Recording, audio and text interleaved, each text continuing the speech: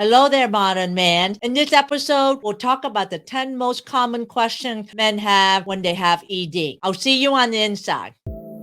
This podcast is for you, the modern man. I'm Dr. Ann Trung, your host. I'm an intimate health medical doctor and best-selling author of the book Erectile Dysfunction Fix. I'll do a deep dive into sexual health and performance and how it affects men of all ages and backgrounds. So let's get started, and be sure to visit my website at sexualhealthformenpodcast.com for more information and resources from the show. See you on the inside.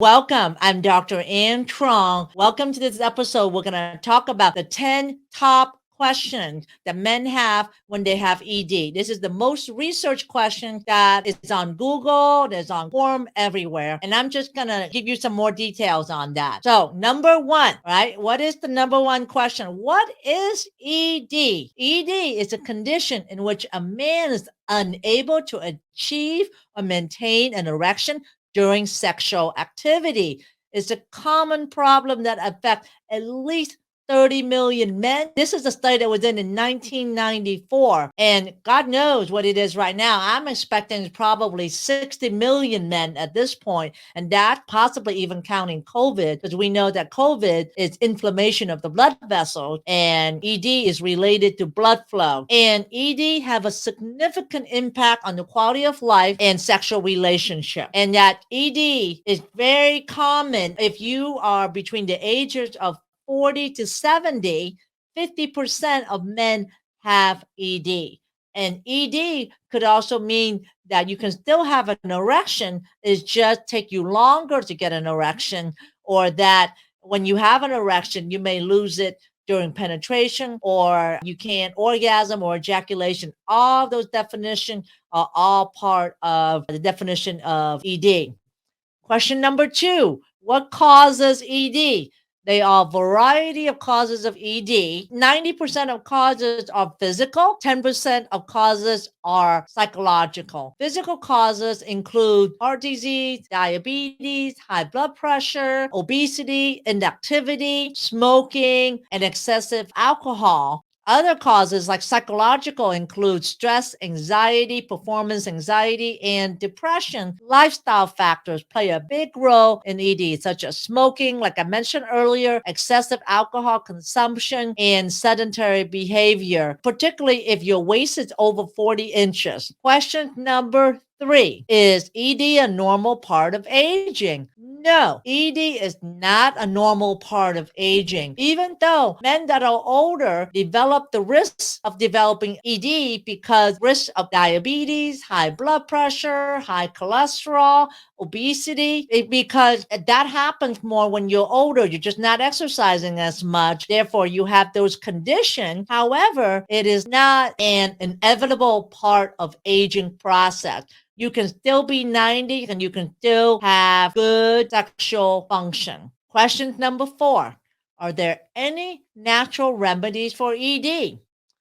There are some natural remedies that can be found to help with ED, including exercise, such as a high intensity interval exercise, doing about 3 hours a week, a healthy diet, such as the Mediterranean diet, and stress management technique, and learning how to more relax and perhaps add some meditation to your day. However, it's important to remember that these remedies are not guaranteed to work for everyone and should be used in conjunction with your doctor's advice, because you really do need to have blood work to figure out whether you may have diabetes. You may even have high cholesterol as well too. Question number five, can stress and anxiety cause ED?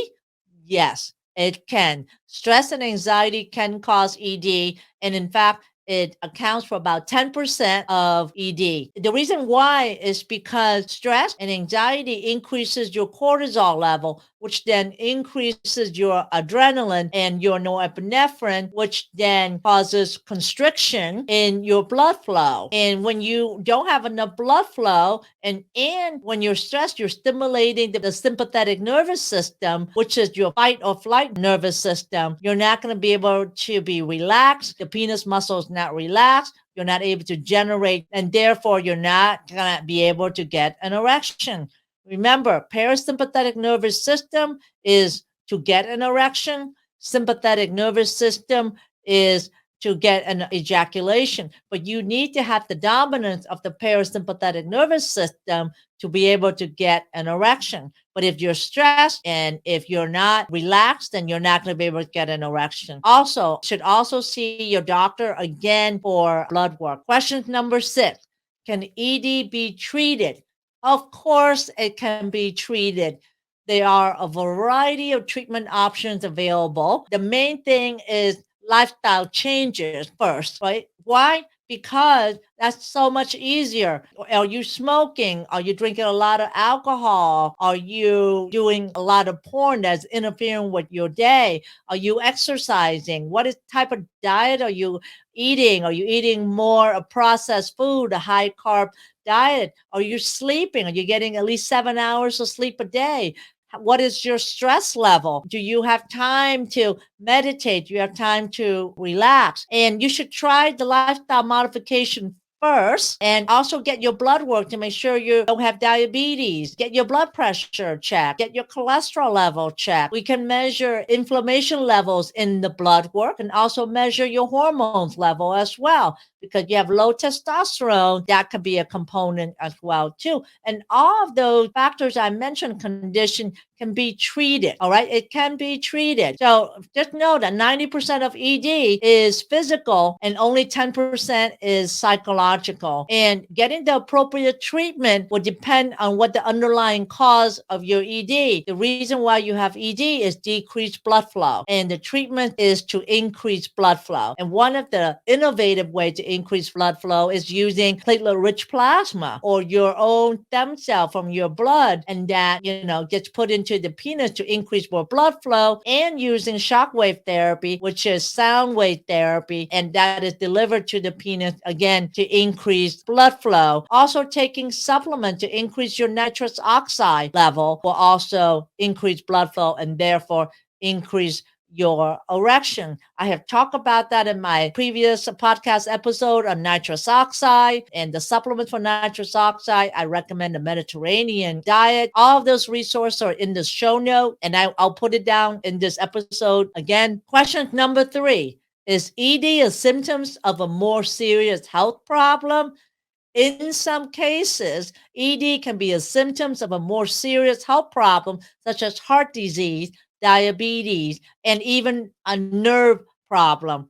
If ED is affecting your quality of life and it's been getting worse, do not take prescription medication like Viagra, because when you do take an ED medication, it's only going to make your ED worse, and it gets you into a black hole that you can't get out of. It's really putting a Band-Aid on an infected wound, because you really need to look at the cause of why you have ED. Now, ED is related to poor blood flow, and poor blood flow is also related to a heart attack and getting a stroke. And that's also due to poor blood flow. So once you have ED, studies have shown that about 57% of men 7 to 10 years down the road will have a heart attack if you do not address the cause of your ED. And if you continue taking your ED medications such as Viagra or Cialis, you're actually just covering the problem and you're making the blood flow problem worse. So I hope that you hear that loud and clear. If you have any question or any comment, I'd love to hear what your thoughts are. Put it down in the comments below. Question number 8. How does lifestyle affect ED? Lifestyle factors such as smoking, alcohol use, and sedentary lifestyle all contribute to ED. And I want to add on that stress and also sleep as well too. So maintaining a healthy lifestyle, such as exercising, doing high intensity interval exercise 3 hours a week, eating a Mediterranean diet, and keep your alcohol consumption to maybe between 7 to 10 drinks in a week, and also sleep at least 7 hours a day, and decrease your stress level. When you're stressed, you're stimulating the sympathetic nervous system, when you really need to be stimulating the parasympathetic nervous system, which is the system you want to be in to get an erection. So doing all of this can help reduce the risk of developing ED. Question number 9, can ED be prevented? ED can be prevented by making these lifestyle changes that I talked about earlier, as well as managing your stress level, anxiety, and also exercise level as well too. It all comes down to Mediterranean diet, getting your regular exercise, getting appropriate sleep, and stress management. All of that can go a long way in preventing your ED. If you find out you have ED, know that it can be treated and it also can be prevented. All you have to do is eat a Mediterranean diet, exercise regularly, sleep 7 hours a day, and avoid smoking as much as you can. Question number 10, are there any new treatment for ED? Yes, I mentioned to it earlier. There are new treatment being developed and tested all the time.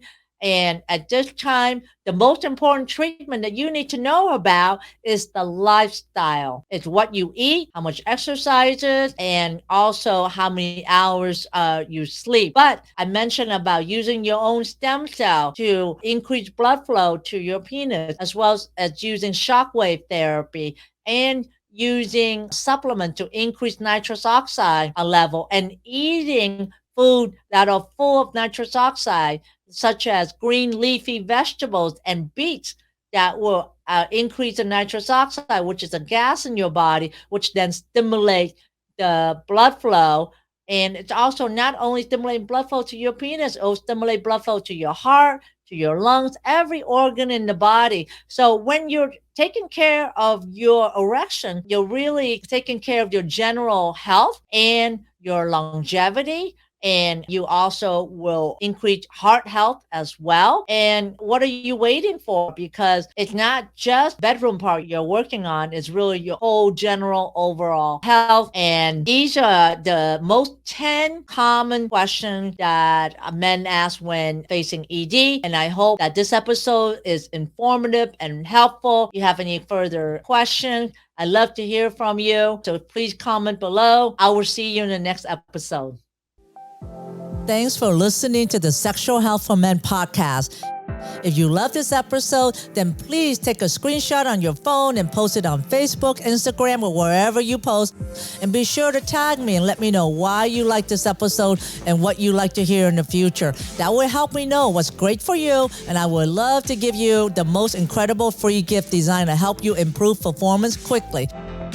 Go to my website at sexualhealthformenpodcast.com to get the book, The 5 Common Costly Mistakes Men Make When Facing ED. I would appreciate it if you subscribe, leave a review on Apple Podcasts or wherever you listen, and just know that you can have sexual vitality for life. I appreciate you. Until next time.